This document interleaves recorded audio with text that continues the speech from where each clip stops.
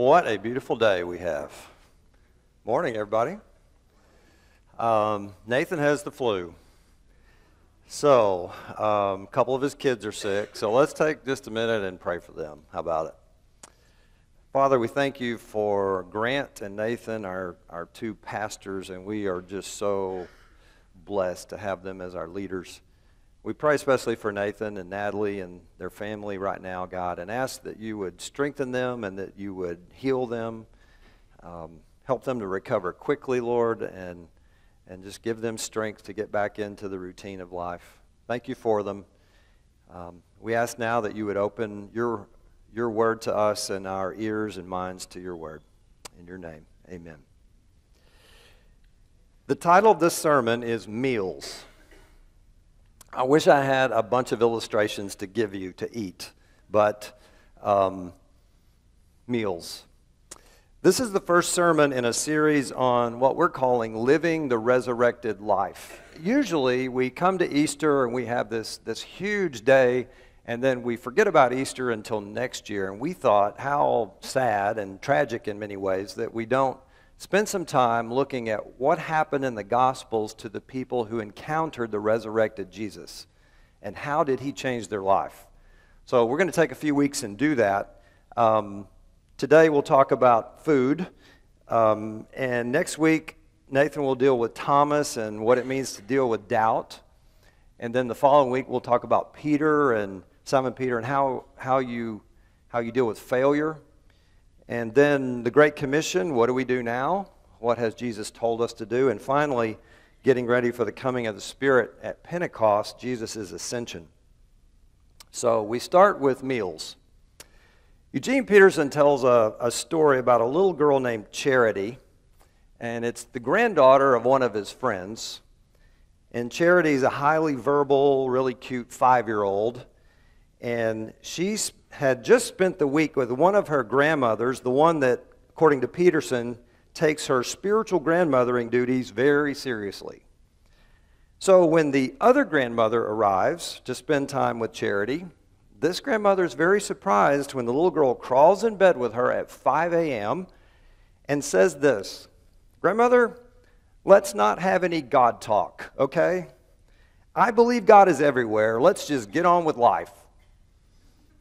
Now, that's a kid for you, right? It's not that God talk is not true. It is. But what I think Charity was getting at is that when you take God talk and you pull it away from regular life, then, as Peterson says, the truth leaks out. He explains, it's not an uncommon thing, he says, among us that a disconnection takes place between our Christian identity and God, between our friends and God, between our work and God. And then there's no more life. There's just God talk. The truth leaks out, and we are left flat. I think Charity was telling her grandmother that she wanted to experience God in all of life. She didn't want that separation. She wanted to experience God in conversation and play and meals. She didn't just want to talk about God. She wanted to experience God. And kids are like that. They make us integrate faith into regular life, don't they? If you've been around them, you really can't get away with anything. They're immediate. They are unusually honest. And they're very relational.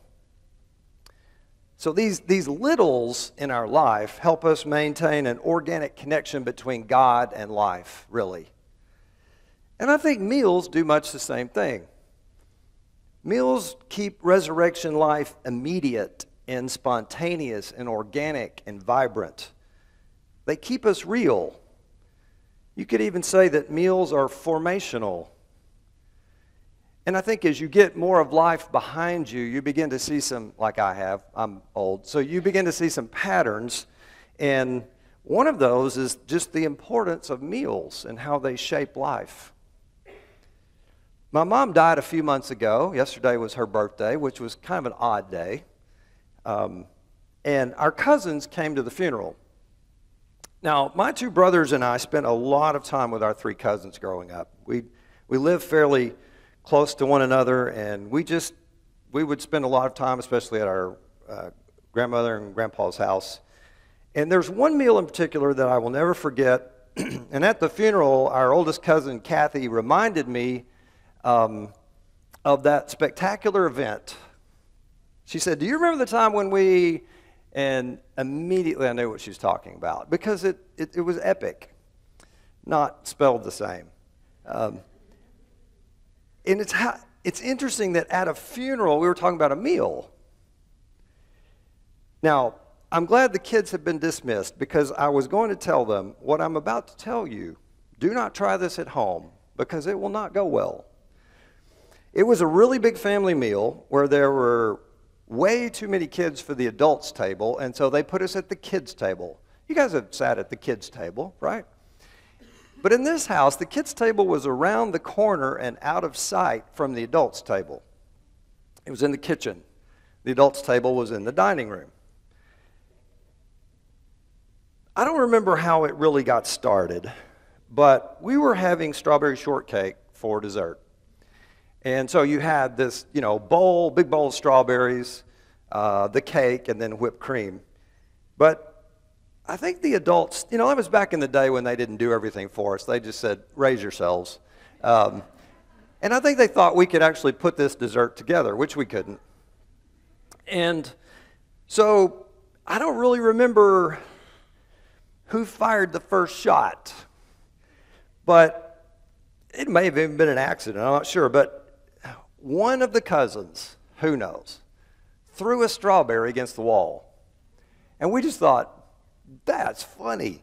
So we just started chunking strawberries against my grandmother's wall. And remember, this is in the day when there was fabric wallpaper, So these little red bombs would just hit, and then they would slide down, and we would roar with laughter. And this was a hilariously good time, and we would just chunk them and watch them slide down the wall. And this kind of went on for some time, and then it got really quiet in the other room. You know how adults are when they suddenly realize the kids are having way too much fun. It got really quiet, and oh man, we got in so much trouble. It's one of 2 times in my life I remember my grandmother crying. The other was when her mom died. So we made my grandmother cry. I mean, it wasn't a big fancy house, and this was her kitchen. She was a great cook, and we just plastered the whole wall with strawberries. But of all things we had to talk about at my mom's funeral, we talked about a meal. Isn't that interesting? The Gospels include some stories about what happened after Jesus had risen from the dead, and he's appearing to the disciples. And 2 of the longest stories, which we're about to hear read, focus on meals. And think about this. Of all the things they had to talk about after a resurrection, they find themselves talking about meals. Jesus met them in ordinary, routine, essential life. So I want you to hear these stories. The first one is from John 21, and the second one is from Luke 24.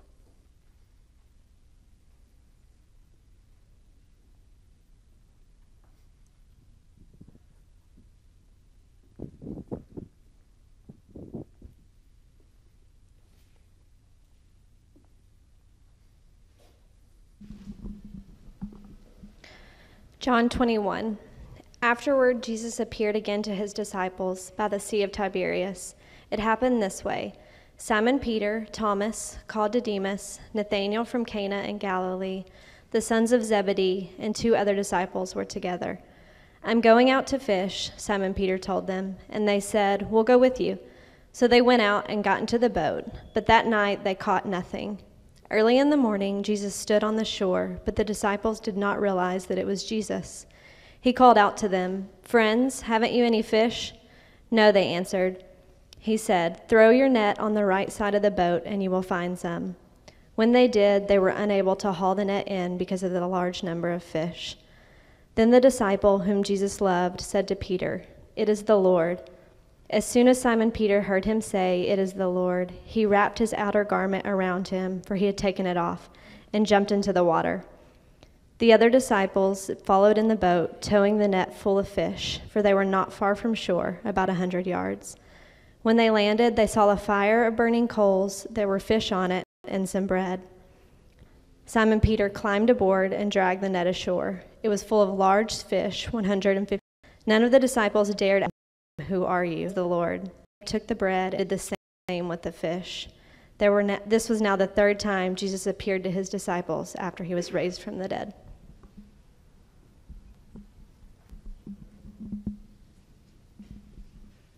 Luke 24, starting in verse 13. Now that same day, 2 of them were going to a village called Emmaus, about 7 miles from Jerusalem. They were talking with each other about everything that had happened. As they talked and discussed these things with each other, Jesus himself came up and walked along with them, but they were kept from recognizing him. He asked them, "What are you discussing together as you walk along?"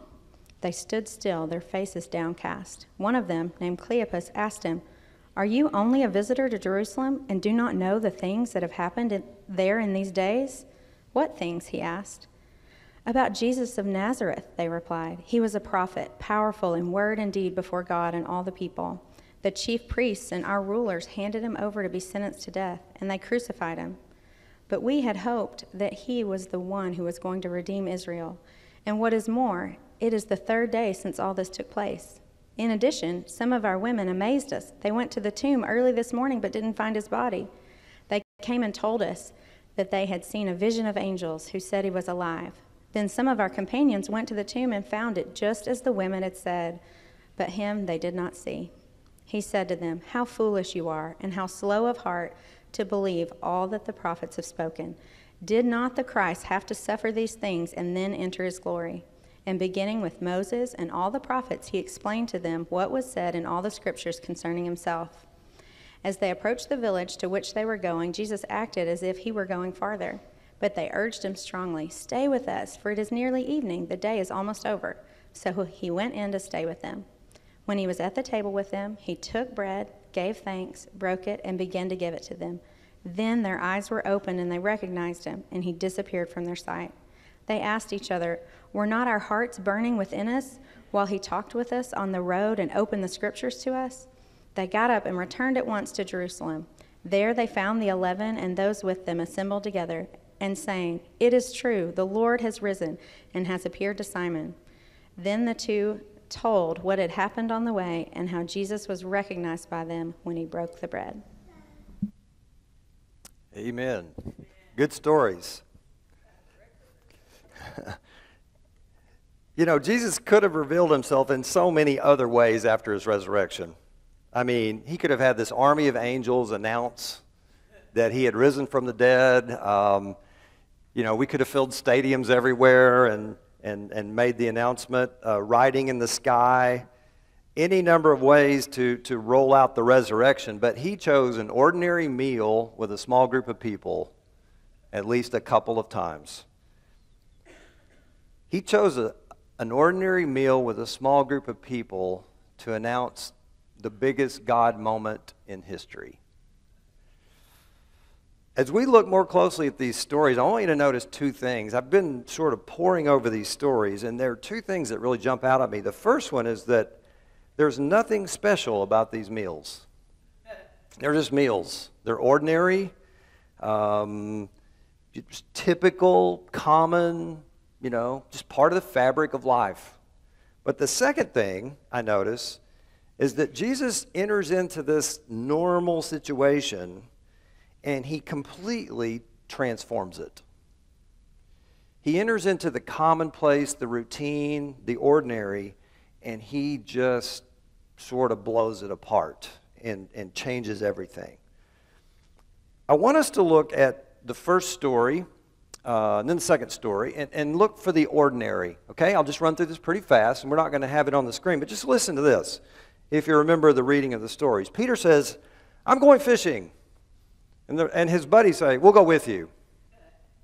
Okay, they've just been following Jesus for a very long time, and now they revert to what they knew.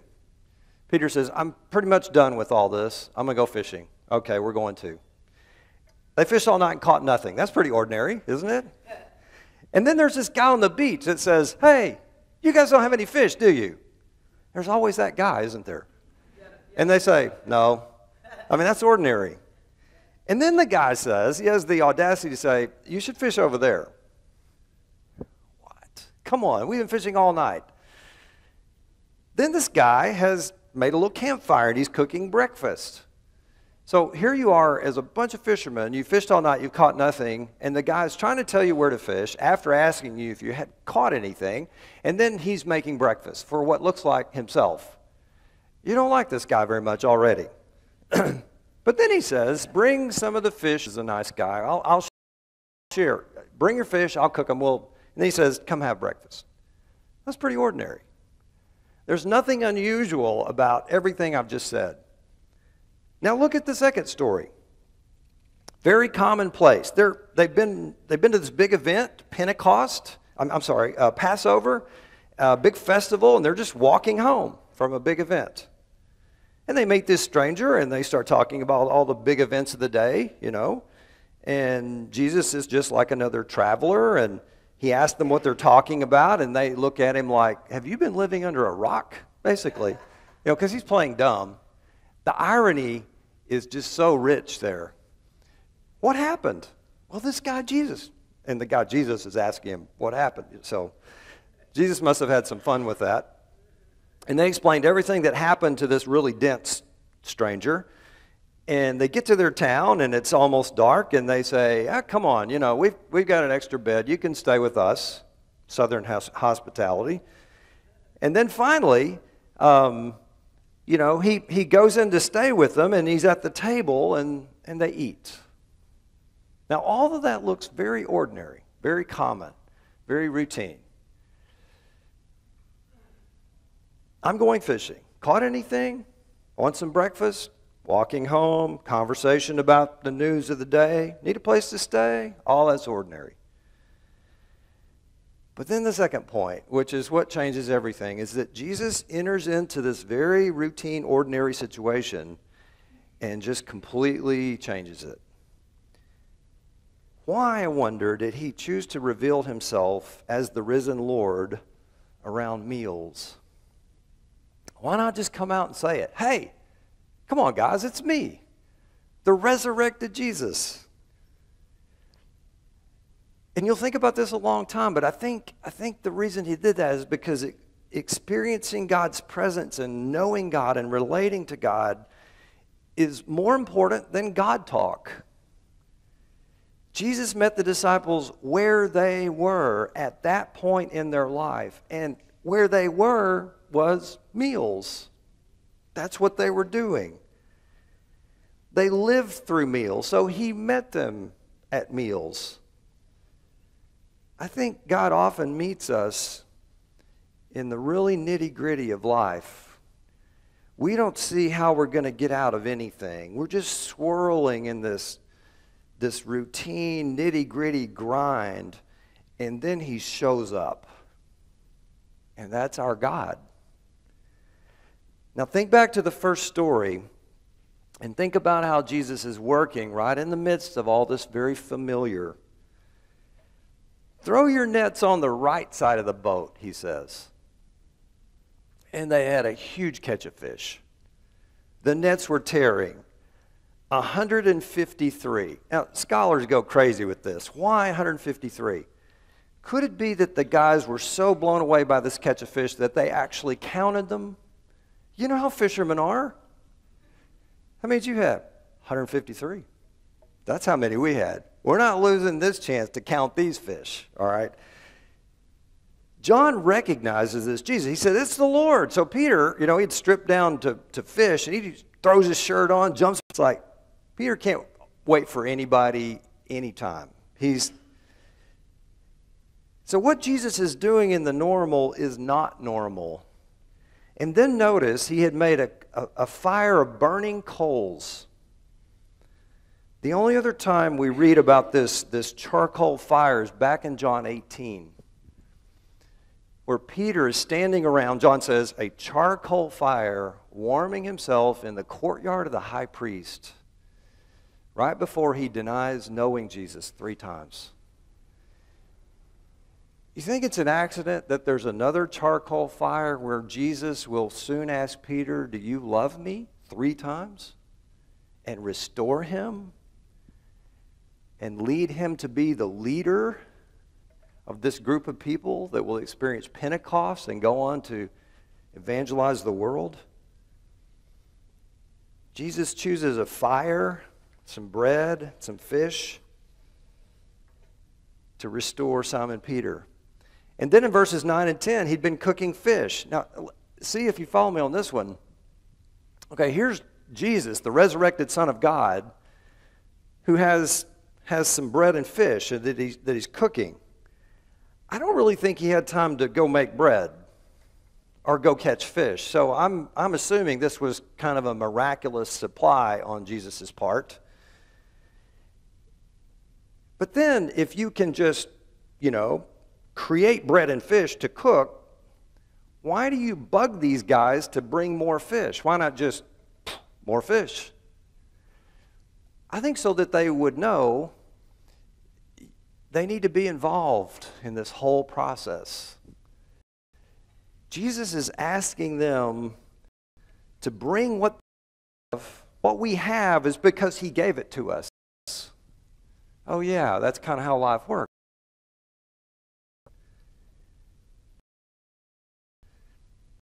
Us to recognize his come have breakfast. And they're all sitting around nibbling at bread and fish, wondering if this is the resurrected Lord, knowing it is, but they're afraid to ask him. They're blown away. Now the Emmaus story. Look at how Jesus transforms that. These guys are just walking home. They're in this conversation, and he draws out their expectations and their beliefs, and they say, we had hoped this was the guy who was going to redeem Israel, and it's the 3rd day. This is the day when his resurrection was predicted.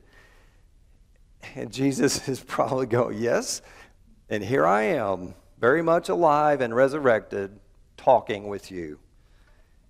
He spoke plainly about the Scriptures. He explained what God had been up to. He said, did not the Messiah have to suffer these things and enter into his glory, then enter into his glory? And later they admitted, were not our hearts burning within us as he talked to us on the road and opened the Scriptures? And Jesus, I think, times this. So they get back to the village when it's just about dark, and they invite him to stay.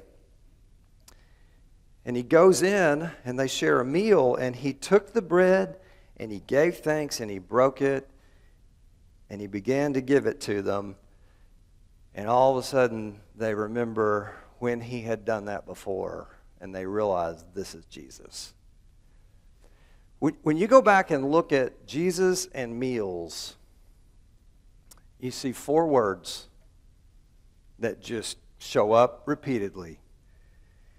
He took, he blessed, he broke, and he gave. Isn't that crazy? Look at this. Feeding of the 5,000. He took, and he blessed, and he broke, and he gave. Feeding of the 4,000. He took, and he gave thanks, and he broke, and he kept on giving.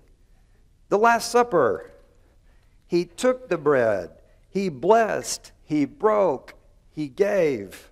The road to Emmaus, he took and he blessed. I'm not making this up. And he broke and he gave. Now the breakfast on the beach leaves out a couple, but it sort of assumes the same pattern, doesn't it? He took the bread, he gave it to them, and I assume that they ate. And then later in 1 Corinthians, when Paul's talking about the Lord's Supper, he took and he gave thanks, and he broke and he gave. I think this is how Jesus meets us in ordinary life, times like meals. He takes what we bring him, and even what we bring him, we didn't create, did we? And he blesses it. He thanks the Father for it. He doesn't criticize us or reject us or ridicule us. This is all you brought me? 2 little fish? A little loaf of bread. That's all you brought? No, we don't get. when we make ourselves available to God, He does great things. They're not always public things. They're not always selfie things. They're not always promotable things, but they're great things. And then he breaks the bread. This is a symbol, I think, of how God works in our lives in ways that sometimes are not pretty. They're sometimes hard, but it's because He's changing us and He's molding us and He's shaping us. And then He gives it back to us as life. Wow. And so when I think about meals, I'm reminded of this ordinary, routine, commonplace stuff of life that Jesus enters right into, and He meets us there, and He starts transforming us, and He makes the supernatural, He makes it into something supernatural and extraordinary. And I think He's, sometimes we don't realize He's very much at home in our regular life.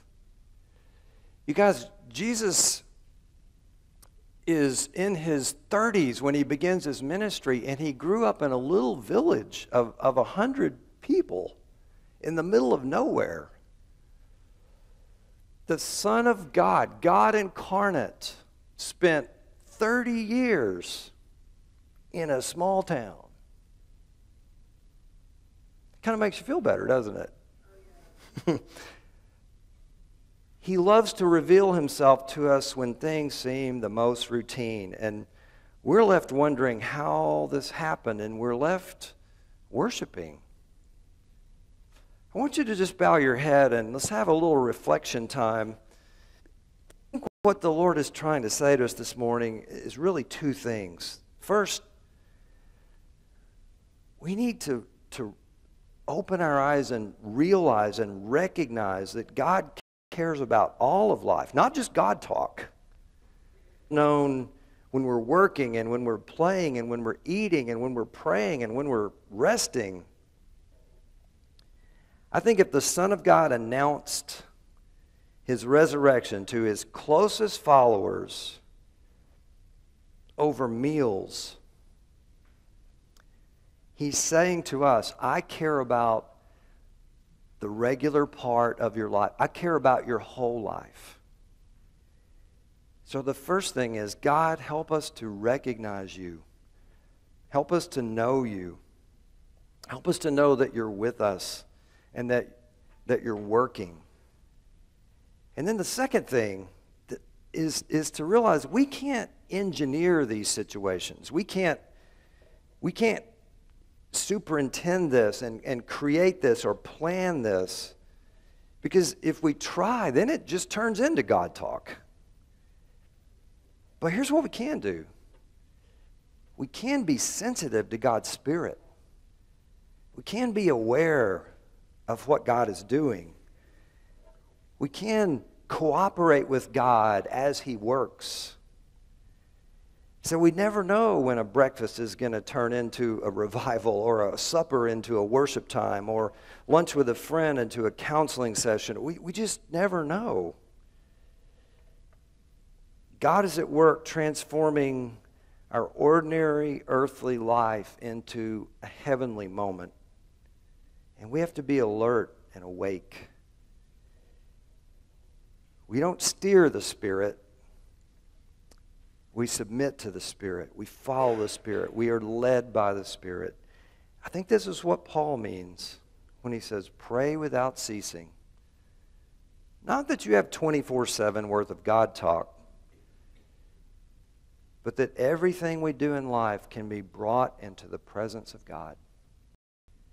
All of life becomes